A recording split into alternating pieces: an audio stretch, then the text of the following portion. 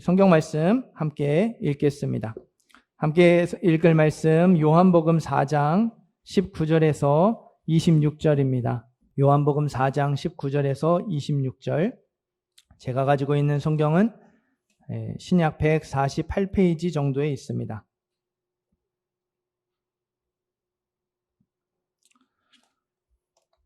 요한복음 4장 19절에서 26절 말씀, 제가 한 절 여러분이 한 절 교독하여 있습니다. 여자가 이르되 주여 내가 보니 선지자로소이다.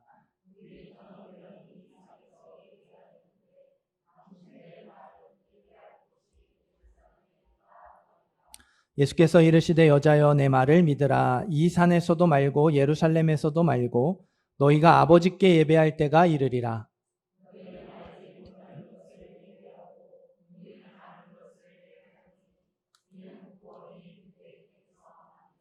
아버지께 참되게 예배하는 자들은 영과 진리로 예배할 때가 오나니 곧 이때라. 아버지께서는 자기에게 이렇게 예배하는 자들을 찾으시느니라.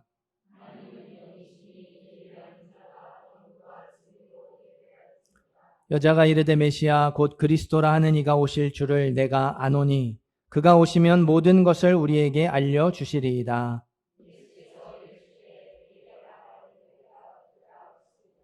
아멘. 봉헌 기도하고 말씀 전하겠습니다.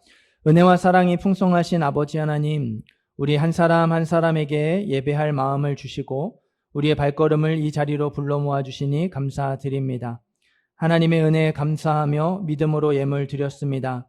드린 예물 기쁘게 받아 주옵시고 각 사람의 심령 가운데 충만함으로 임재하여 주옵소서. 주의 크고 풍성하신 사랑과 은혜로 말미암아 주어진 삶의 무게들을 넉넉히 감당하며 이겨내게 하여 주옵시고 믿음의 승리를 이루는 모든 성도님들의 삶이 되게 하여 주옵소서. 이 시간도 주의 말씀 듣고자 합니다. 지혜를 주옵시고 집중할 수 있는 마음을 더하여 주옵소서. 귀로 듣는 것이 아니라 마음에 새기게 하여 주옵시고 우리의 생각과 마음을 변화시키는 능력이 되게 하여 주옵소서. 예수님의 이름으로 기도드립니다. 아멘. 우리 앞뒤 좌우 계신 분들과 서로 인사 나누겠습니다. 주님의 이름으로 사랑하고 축복합니다. 참되게 예배하는 자, 참되게 예배하는 자 제목으로 말씀 전하겠습니다. 오늘과 같은 주일 아침이었어요. 주일 아침 아들이 엄마에게 말을 합니다. 저 오늘 교회 가기 싫어요. 너 갑자기 왜 그러니? 엄마가 깜짝 놀라서 묻죠. 아침 일찍 일어나기도 힘들고요. 사람들도 많지 않아서 예배당이 너무 썰렁해요. 얘야, 안 그래도 썰렁한데 너마저 빠지면 얼마나 더 썰렁하겠니? 그래도 가야지. 엄마가 타이릅니다. 아들이 계속해서 투덜대요. 찬양팀이 얼마나 노래를 못 부르는데요. 성가대는 화음이 하나도 맞지 않고요. 장로님의 대표 기도는 또 왜 그렇게 길고 지루한지 모르겠어요. 네, 우리 교회는 아닌 것 같아요. 네, 우리 성가대도 없고 장로님도 안 계셔서. 네. 얘야, 그래도 오늘은 주일인데 교회 가야지. 믿는 사람이 주일에 교회 가서 하나님께 예배 드리는 건 당연한 일 아니겠니? 그러니까 엄마는 어떻게든 아들을 교회에 데려가려고 애를 씁니다. 아들이 말을 합니다. 아시잖아요. 사람들이 너무 불친절하고 맨날 싸워요. 우리 교회는 내 스타일이 아닌 것 같아요. 아들의 말을 들은 엄마가 한숨을 내쉬며 말을 합니다. 그래도 가야지. 내가 그 교회 담임 목사인데 담임 목사가 주일에 교회를 안 가면 되겠니? 네. 생각보다 많은 분들이 웃어주셔서 감사합니다. 네, 우스갯소리로 이렇게 설교를 시작을 했습니다만 오늘 말씀은 예배에 대한 내용이죠. 오늘 교회 뭐 하러 오셨어요? 예배 드리러 오셨습니다. 예배하러 왔어요. 그래서 예배에 대한 말씀을 나누려고 해요. 우리 19절, 20절 말씀 한 번 더 읽어볼게요. 19절, 20절 말씀 읽습니다.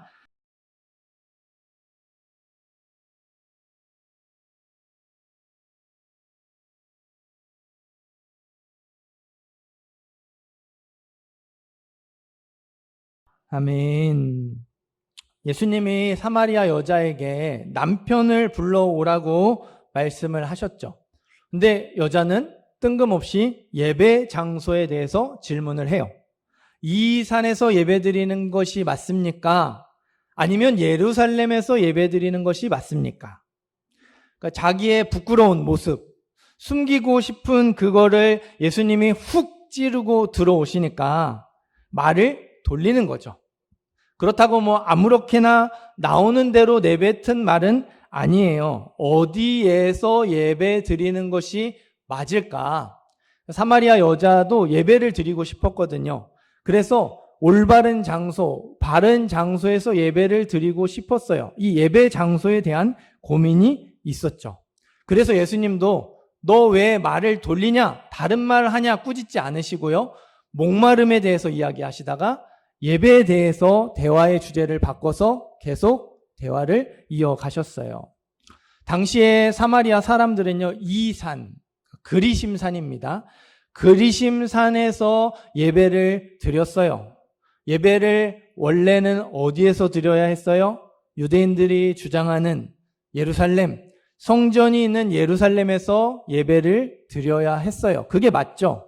하나님의 약속도 그랬고 역사적인 전통을 보아도 성전이 있는 예루살렘에서 예배드리는 게 맞아요. 문제는 유대인들이 포로에서 돌아오고 예루살렘에 다시 성전을 짓는 과정에서 사마리아 사람들의 도움을 거절했거든요. 사마리아 사람들이 우리도 여기서 예배 드리고 싶다. 성전 짓는데 우리도 도움을 보태겠다. 힘을 보태겠다 했는데 유대인들이 거절했어요. 너희는 피가 섞인 민족이라면서 유대 더 이상 하나님의 백성이 아니라면서 거절했죠. 예루살렘에 오지 못하게 막았습니다. 예배를 드리고 싶은데 성전에 갈 수 없습니다. 어떻게 해야 할까요? 사마리아 사람들은요, 여기가 바른 장소가 아님을 알면서도요, 모세가 언약의 축복을 약속했던 그리심산에다가 성전을 세웠어요. 그러니까 원조가 아님을 알면서도 짝퉁을 내세웠던 이유, 하나님이 성전에 임재하시고 하나님이 성전에서 예배를 받으시겠다고 약속하셨거든요. 특별한 장소, 특정한 곳에서 예배를 받으시고 거기 계신다고 약속하셨으니 그곳에 갈 수 없어서 다른 곳에 성전을 세운 거예요. 그러니까 유대인도 사마리아인도요, 모두 하나님이 받으시는 예배를 드리기 위해서 장소의 문제를 가지고 싸움을 벌였어요. 갈등을 겪었습니다. 우리도 비슷한 문제로 많이 싸우는 것 같아요. 여러분, 예배에 대한 표현들이 많이 있죠. 예배를 본다, 예배를 드린다, 예배한다, 예배하다. 무엇이 올바른 표현일까요? 예배를 드린다. 근데 문법적으로는요, 오늘 성경에도 있지, 예배하다. 예배하다가 문법적으로는 정확한 표현이에요. 하지만 우리나라는 또 유교 문화라서 예배한다, 예배하다 그러면 왠지 반말하는 것 같죠. 그러니까 높이기 위해서 드린다. 그래서 기도도요, 정확하게는 예수님의 이름으로 기도합니다. 네, 기도합니다로 하지 않잖아요. 대부분 다 기도드립니다, 기도드리옵나이다, 기도하옵나이다. 어쨌든 높임의 표현들을 사용하려고 해요. 그러면 예배를 본다, 이건 틀린 걸까요? 아니에요. 우리 옛날 어르신들 이렇게 하시는 말씀 있죠. 나 장 보러 갔다 올게. 나 일 보고 왔어. 본다는 게 우리 현대에서는 영상 화면을 보는 거지만 옛날에는 그 본다가 하는 거였어요. 동참하는 거였습니다. 같이 하는 것이었죠. 그러니까 예배를 본다도 사실은 틀린 말이 아니라는 거죠. 그러니까 예배를 본다, 예배를 드린다, 예배하다. 어떤 표현을 쓰던 간에요, 그 사람이 예배에 나오는 마음가짐과 태도가 중요하다고 생각을 합니다.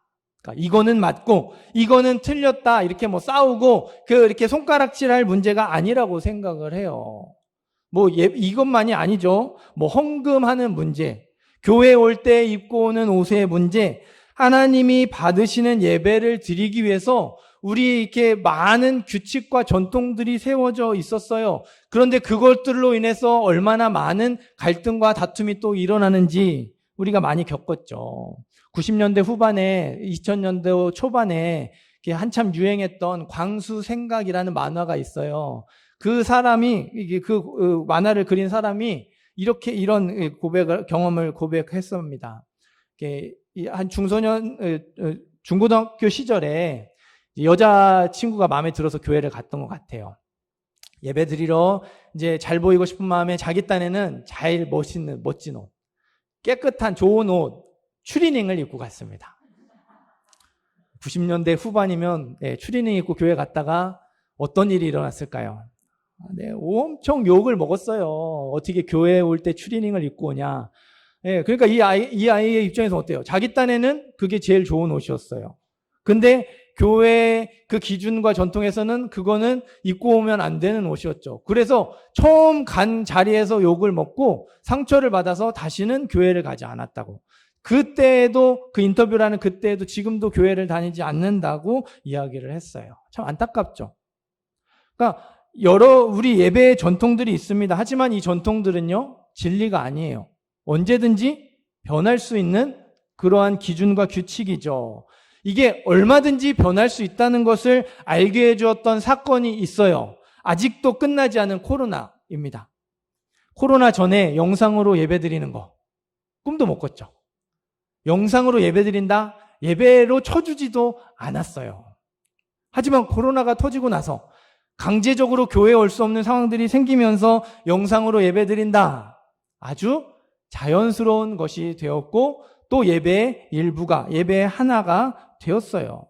그러니까 전통은 진리가 아니죠. 시대에 따라서 주어진 상황에 따라서 수정하고 보완하는 작업이 필요해요. 때로는 이 코로나와 같은 사태처럼 급격하게 변화를 맞이하기도 합니다. 그게 수정하고 보완하고 때로는 변화가 되어야 이게 건강한 전통이라고 할 수 있어요. 예전에 예배 시간에 찬송가만 불러야 했죠. 복음성가, CCM 부르면 큰일 났어요. 기타도 못 치게 했는데 드럼이 무슨 말이에요. 근데 지금은 어때요? 찬송가도 은혜롭지만 복음성가, CCM도 은혜가 돼요. 드럼을 치면 찬양이 더 풍성해지고 힘이 생기죠. 그러니까 예배의 전통은 정말 소중한 거예요. 그러나 그게 왜 지켜야 하는 건지, 왜 이렇게 해야 하는지 예배의 정신 없이 지키고 강요하는 예배의 전통은요, 정말 위험한 것이에요. 유대인과 사마리아인들이 예배의 장소를 가지고 싸웁니다. 오늘날 현대인들이 예배의 전통과 규칙을 가지고 갈등을 겪어요. 이거를 통해서 우리가 깨달아야 할 영적 진리가 있어요. 다 무엇 때문에 하는 거예요? 하나님께 예배 드리려고. 하나님이 받으시는 예배를 드리기 위해서 장소의 문제를 가지고 싸우는 거고, 규칙과 전통, 기준의 문제를 가지고 갈등을 겪는 거예요. 여러분, 예배는요, 하나님이 받으시는 거예요. 예수께서 이르시되 여자여 내 말을 믿으라. 이 산에서도 말고 예루살렘에서도 말고 너희가 아버지께 예배할 때가 이르리라. 예수님이 사마리아 여자에게 장소에 상관없이 하나님께 예배드릴 때가 온다고 말씀하셨어요. 그때가 언제일까요? 예수님이 십자가에 죽으시고 성전의 휘장이 위에서 아래로 찢어졌을 때입니다. 예수님이 오시기 전에는 하나님의 약속하신 대로 예루살렘 성전, 특정한 장소, 그 정해진 공간에서 예배를 드려야 했어요. 하나님이 기름 부어서 세우신 특별한 사람만 하나님이 임재하시는 지성소에 휘장을 걷고 들어갈 수 있었어요. 그러나 예수님이 오신 이후에는 어디에서나 예배드릴 수 있게 되었죠. 우리가 이스라엘 예루살렘에 가지 않잖아요. 이 자리에서 예배를 드립니다. 누구나 하나님 앞에 나아갈 수 있게 되었어요.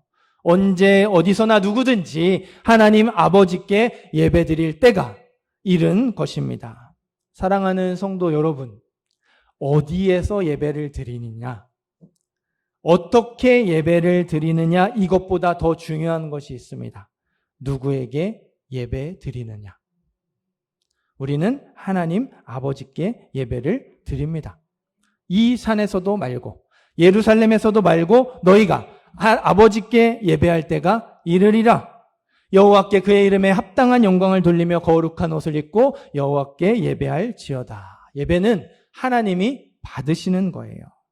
하나님께 드리는 것, 우리가 우리의 마음과 우리의 고백과 우리의 인생을 하나님께 드리는 게 예배예요. 그러니까 그러니까 나를 위해서 예배 드리는 게 아니에요, 여러분. 하나님을 위해서 예배를 드리셔야 해요.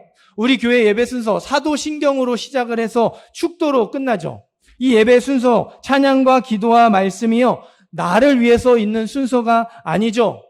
예배의 많은 부분을 설교가 차지하고 말씀을 전하는 게 차지합니다. 그렇다고 해서 말씀이 가장 중요하지 않습니다. 하나님을 높이고 하나님께 영광을 돌리기 위한 순서이고요, 하나님이 어떤 분이신지 드러내기 위한 과정이지요. 우리 중에 어느 누구도 예배의 주인공이 될 수 없어요. 이 예배를 인도하는 목사도 예배의 주인공이 아니에요. 예배의 주인공은요, 우리 예배를 받으시는 하나님이세요. 그렇기 때문에요, 이게 조금 어려울 수 있지만요, 예배 드리는 이유가요, 은혜 받는 것이 되어서도 안 돼요. 다시 말씀드립니다. 우리가 예배 드리는 이유, 은혜 받기 위해서 예배 드리시면 안 돼요. 우리가 어떤 경우에 은혜 받았다고 하죠? 오늘 예배 너무 좋았다. 오늘 예배 너무 은혜 받았어. 오늘 예배 너무 잘 드렸다. 어떨 때 우리가 그렇게 고백하나요? 찬양과 말씀과 기도가 내 마음에 와 닿을 때, 내가 무언가 깨닫고 내가 무언가 느끼고 이 예배의 순서를 통해서 내 안에 어떤 마음이 생겨났을 때 은혜 받았다, 예배 잘 드렸다, 예배 좋았다고 말하죠. 내가 모두 기준이 나에게 있어요. 예배는 하나님께 드리는 거라고, 하나님을 위해서 예배 드리는 거라고 하는데 기준은 어디에 있는 거예요? 나에게 있는 거죠. 헷갈리시면 안 돼요. 내 마음에 들면 은혜로운 예배 아니에요. 내 마음에 들지 않으면 은혜롭지 않은 예배 아닙니다. 모두가 하나님이 임재하시는 예배는 은혜로운 예배예요. 예배의 은혜는요, 예배 드린 결과예요. 우리가 하나님께 집중하고 우리의 마음을 드리고 우리의 삶을 드린 결과가 하나님이 주시는 은혜죠. 우리가 예배를 통해 얻게 되는 복, 예배의 열매입니다. 우리가 드리지도 않고 은혜만 받으려고, 결과만 받으려고, 열매만 얻으려고 하는 것은 도둑놈 심보죠. 여러분이 하나님께 예배를 드리기 위해서 불편함을 감수하시는 거예요. 불편하지 않은 예배, 내가 편한 예배, 나를 위한 예배입니다. 여러분, 이렇게 어르신도 많으시고 불편하신 분도 계신데 왜 우리가 일어나서 찬양을 할까요? 하나님께 찬양을 올려드리기 위해서, 하나님께 예배를 드리기 위해서 우리가 그 불편함을 감수하는 거예요. 영상으로 예배 드릴 수 있는데 굳이 이 자리에 오는 이유가 뭘까요? 하나님께 우리의 마음과 우리의 정성과 우리의 인생을 드리기 위해 불편함을 감수하는 것이죠. 우리가 예배 드리는 이유, 하나님께 영광을 올려드리기 위해서예요. 그래서 코로나 이후에 자연스러워진 영상 예배에서 이러한 부분이 가장 크게 드러나는 것 같아요. 이 시간도 영상으로 예배 드리시는 분들이 계세요.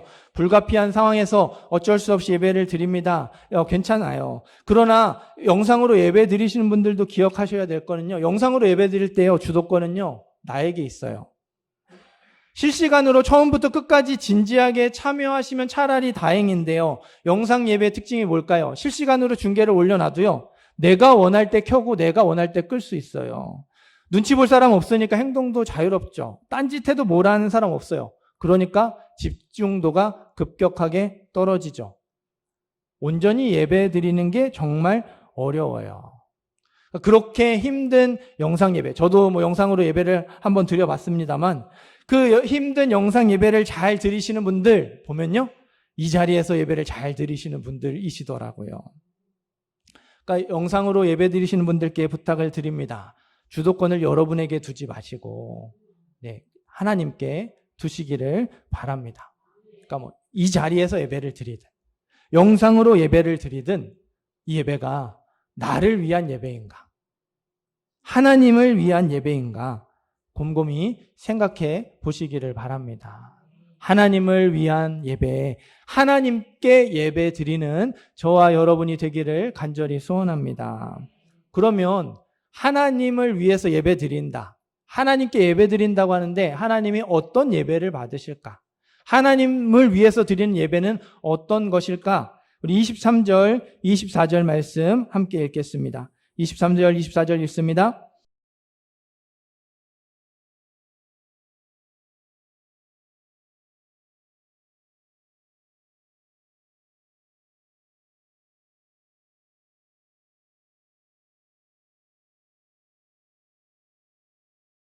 아멘.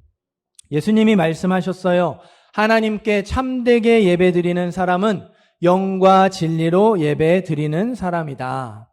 그러니까 하나님이 영이시기 때문에 영과 진리로 예배를 드려야 그 예배를 기뻐 받으신다는 말씀입니다. 그럼 영은 뭘까? 하나님의 영, 성령을 가리킵니다.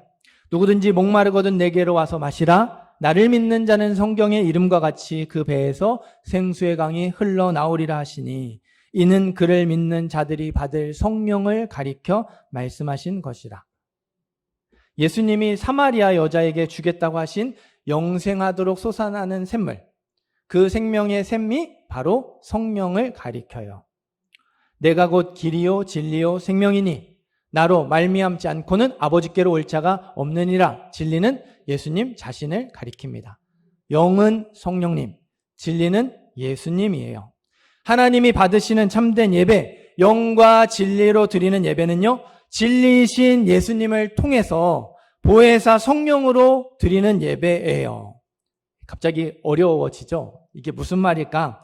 조금 더 하나님이 찾으시는 참된 예배자, 영과 진리로 예배드리는 사람은요, 성령의 역사하심으로 믿음이 생겨서 예수님을 구세주로 영접한 사람이에요.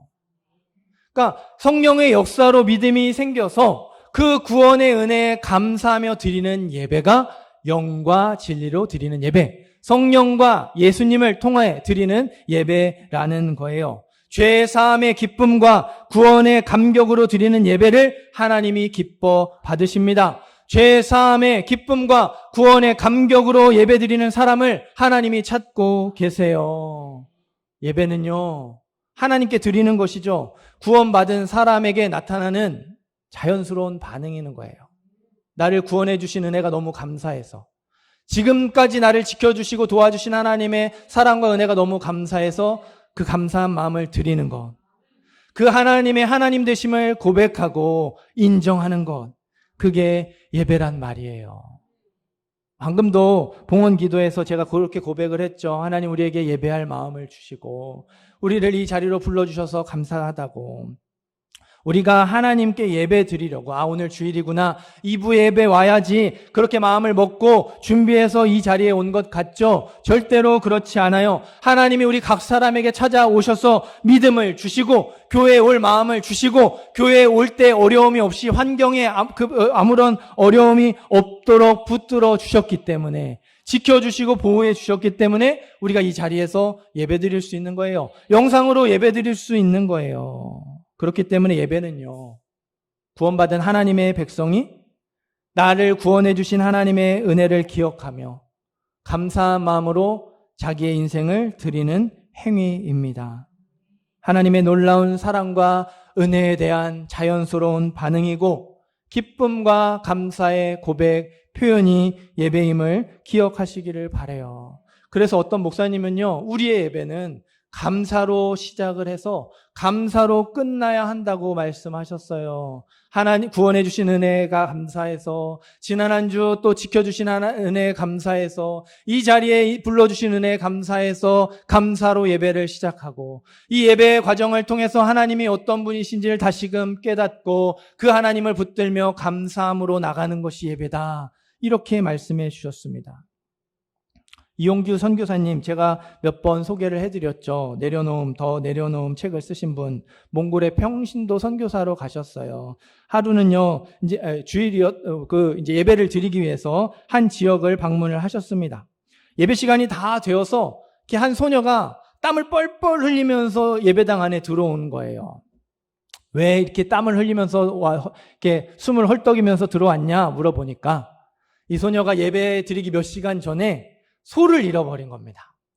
몽골이잖아요. 소가 얼마나 귀하고 재산의 큰 비중을 차지하겠어요. 소를 찾으려 이리저리 사방팔방 뛰어다니다가 예배 시간이 가까우니까 예배 드리려고 소 찾는 거를 멈추고 그 소를 포기하고 달려왔다는 거죠.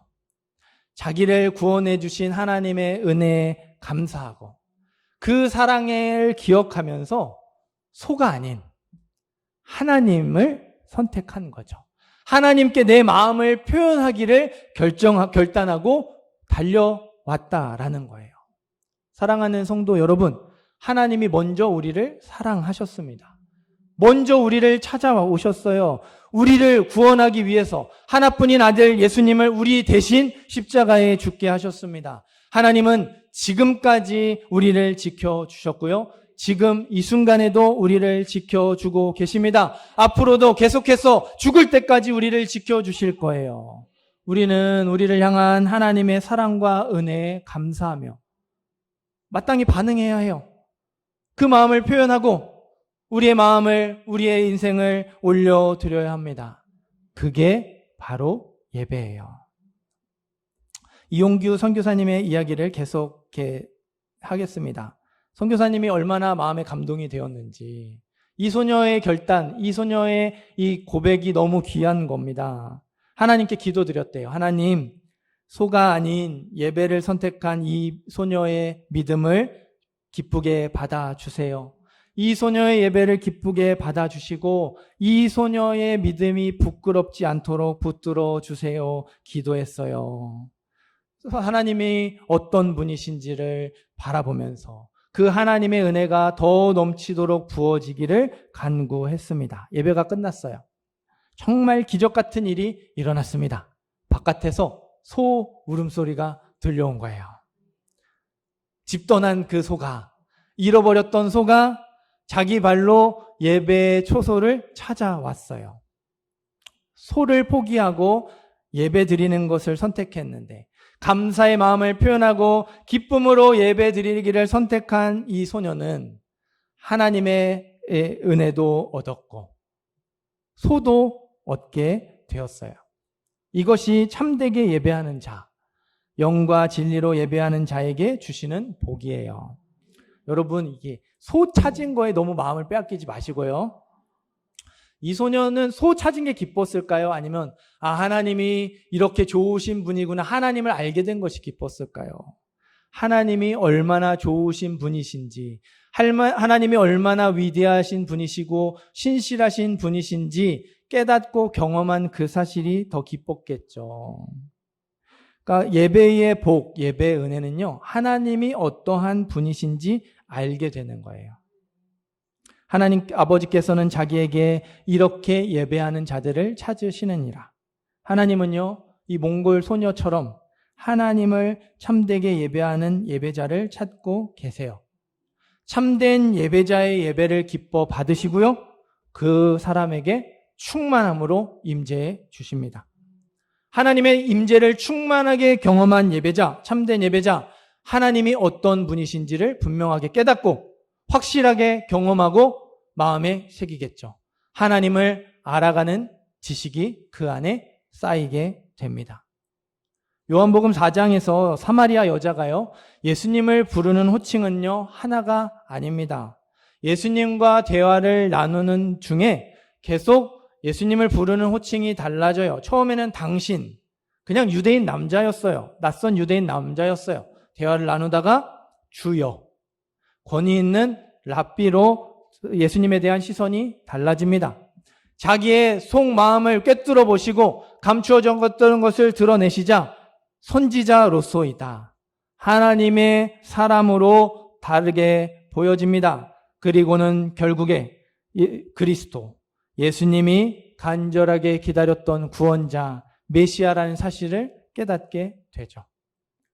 낯선 유대인 남자에서 권위 있는 랍비로, 또 사람의 속마음을 꿰뚫어보는 선지자, 하나님의 사람으로, 결국에는 구원자, 메시아, 그리스도로 점점 예수님이 어떤 분이신지를 분명하게 알게 되었다는 거예요. 우리는요, 이 참된 예배를 통해서 하나님이 어떤 분이신지 매주 알아가고 있어요.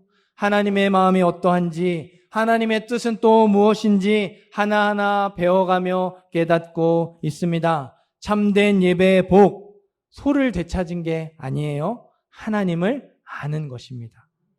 하나님을 알게 되면 그 하나님을 분명하게 경험하고 알게 되면 눈앞에 있는 현실보다 하나님이 더 크게 보일 거예요. 하나님이 뚜렷하게 보일 것입니다. 현실에 빼앗긴 마음과 생각을요, 다시금 하나님께 둘 수 있어요. 하나님이 어떤 분이신지를 분명하게 깨닫고 확실하게 알아야지 현실을 뛰어넘을 수 있는 거예요. 현실을 뛰어넘을 수 있는 믿음이 생겨나는 것이고 하나님의 사랑으로 이 모든 일을 넉넉하게 감당하는 역사가 일어나게 되는 것입니다. 그래서 어떤 목사님은요, 그리스도인은 자기가 드리는 예배 이상의 삶을 사는 것이 불가능하다고 얘기했어요. 이 자리에서 하나님이 어떤 분이신지를 알아가지 못하는 사람, 돌아가서 일주일의 삶도요, 그렇게 바라는 믿음의 삶을 살아갈 힘이 없어요. 그러나 이 자리에서 예배하는 가운데 하나님을 분명하게 경험하면 그 일주일의 삶에서 죄로 망가지고 죄악으로 가득한 세상, 우리 안에 있는 죄된 본성으로 갈등하는 그 안에서도 믿음으로 살아갈 수 있는 힘이 생겨나고 믿음의 눈이 열리게 된다는 것이죠. 우리는요, 우리가 드리는 예배 이상의 삶을 사는 것이 불가능함을 깨달아야 해요.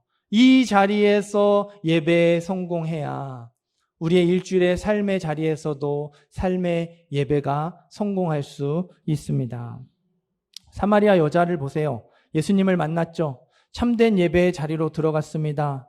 물동이를 버려두고 동네로 뛰어 들어갔어요. 분명히 사람들을 피해서 우물의 물길로 나왔는데요, 자기 발로 예수님을 만나고 예수님이 누구신지를 분명하게 깨닫고 나서는 자기 발로 사람들을 만나기 위해 찾아 나섭니다. 그 고단한 현실의 짐을 내려놓을 수 있는 마음의 평안을 얻었기 때문이죠. 그 고단한 현실을 풀어갈 수 있는 용기와 힘이 생겨난 것입니다. 이게요, 우리가 매주 드리는 1시간 남짓 드리는 예배의 복이에요. 이 1시간 조금 넘는 이 예배가 우리의 일주일 144시간을 움직이는 것입니다. 매주 예배 드리니까, 그리고 수요일에도 나오고 주일에도 나오고 새벽에도 개인의 자리에서 예배 드리니까 그런 거 아니냐 생각하실 수 있어요. 여러분, 매주 예배 드리는 시간만 차곡차곡 쌓일까요? 예배 드리는 시간을 제외한 세상에서 살아가는 시간도 차곡차곡 쌓입니다. 예배 드리는 1시간, 2시간, 3시간만 쌓이는 게 아니라 100시간이 넘는 세상에 살아가는 시간도 차곡차곡 쌓여요. 쌓일수록 그 격차는 점점 더 크게 벌어지겠죠. 그런데도 그 격차를 메우고 오히려 그 격차를 뛰어넘게 만드는 힘이 예배에 있어요. 세상의 눈으로 보면요, 이 자리에 나와서 하나님께 예배 드리는 것 엄청난 시간 낭비입니다. 세상의 관점에서는요, 우리가 매주 예배 드려서 얻을 수 있는 유익이 없어요. 여기서 예배 드린다고 돈이 생기는 것이 아니고 이력서에 한 줄 더 넣을 수 있는 게 아니잖아요. 예배는 시간 낭비가 맞아요. 그러나 예배는요, 참으로 고귀한 시간 낭비입니다. 참된 예배자로 이 자리에 있다면 감사한 마음으로 하나님의 은혜를 고백하며 우리의 마음을 드리고 우리의 삶을 드리는 결단이 이 자리에 있다면 우리 안에서 생명의 역사가 일어날 수 있다고 믿습니다. 우리가 바라는 그 믿음의 삶을 살아가게 될 줄 믿습니다. 미국 보스턴에 이 고든 코넬이라는 신학교가 있어요. 그 신학교를 세운 목사님의 이야기입니다. 한 번은 이렇게 장례도 너무 많이 일어나고 교회 사역이 많아서 설교를 제대로 준비를 못 하셨대요. 토요일 밤늦게까지 설교를 준비하다가 깜빡 잠이 들었습니다. 잠에 깨서 허겁지겁 주일 아침에 겨우 마무리를 하고 교회로 달려가셨어요. 예배가 시작되었습니다. 설교 시간이 되었어요. 저처럼 이렇게 말씀을 전하는 중에 그 예배당 중간에 앉아있는 한 분이 눈에 들어오는 거예요. 처음 보는 분인데요, 매우 이렇게 위엄이 있고 거룩해 보였어요. 뭔가 다른 분 같았어요. 자꾸 신경이 쓰이겠죠. 예배를 마치고 목사님이 재빠르게 예배당 입구로 이렇게 가셨어요. 나오는 성도들과 반갑게 인사를 나누면서 이분과 인사하려고 기다린 거죠. 그런데 아무리 기다려도 이분이 안 나오시는 거예요. 안내하시는 분에게 물어봤습니다. 그분 오신 거 맞는데요, 목사님 나오시기 직전에 가셨어요. 이 목사님이 너무 실망을 했어요. 만나고 싶었는데 먼저 가버리셨으니 실망을 했는데 안내하시는 분이 계속 말을 이어갑니다. 목사님, 그분 누군지 모르세요? 그분 예수님이시잖아요. 목사님이 깜짝 놀랐어요. 아, 하필이면 오늘같이 설교를 죽순 날 예수님이 오시다니 이제 부끄러워 하시는 거죠. 그러자 안내하시는 분이 말합니다. 목사님, 너무 걱정하지 마세요. 예수님이 나가시면서 다음 주에도 오신다고 하셨어요. 그 순간 깜짝 놀라면서 잠에서 깨셨대요. 꿈인 거죠. 그런데 이 목사님이요, 꿈을 통해서 한 가지 영적인 진리를 분명하게 깨달았어요. 우리가 예배드리는 바로 그 자리에 예수님이 함께 하신다고. 하나님이, 예수님이, 성령님이, 삼위일체 하나님이 이 자리에 함께 하셔서 우리의 예배를 받으시고 우리의 기도를 들으시고 우리의 찬양을 받으신다는 사실, 우리 예배를 돕고 계신다는 사실이요, 머리가 아닌 이 가슴에서 생생하게 다가왔대요. 사랑하는 성도 여러분, 우리가 매주 예배를 드립니다. 불가피한 일로 빠질 수 있고요, 여러 가지 일로 집중하지 못하고 그래서 예배를 잘 못 드렸다고 생각하실 수도 있어요. 또 아무런 감동이 내 기준에서는 아무런 감동이 없을 수도 있습니다. 그럼에도 우리가 이 자리에 매 주일마다 모여 예배 드린다는 사실은요, 하나님이 여전히 우리 예배를 통해서 임재하고 계신다는 강력한 증거예요. 매주 반복되는 예배이지만 하나님은 이 예배 자리에 우리와 함께 하십니다. 우리 예배를 받으시고 우리의 예배를 도우시고 우리와 함께 하십니다. 우리 가운데 역사하셔요. 지난주에도 그 전주에도 우리 예배에 하나님이 우리와 함께 하셨고 우리의 예배를 받으셨습니다. 다음 주에도 그 다음 주에도 계속해서 우리 예배를 받으시고 이 자리에서 우리와 함께 하실 거예요. 우리에게 하나님이 어떠한 분이신지 더 분명하게 알려주실 것입니다. 참되게 하나님을 예배하는 저와 여러분이 되기를 소원합니다. 이 예배를 통해서 하나님이 어떤 분이신지를 더 분명하게 깨닫고 또 그 은혜로 한 주 삶의 예배를 드리는 우리 모든 성도님들, 모든 예배자들 되시기를 주님의 이름으로 축원합니다.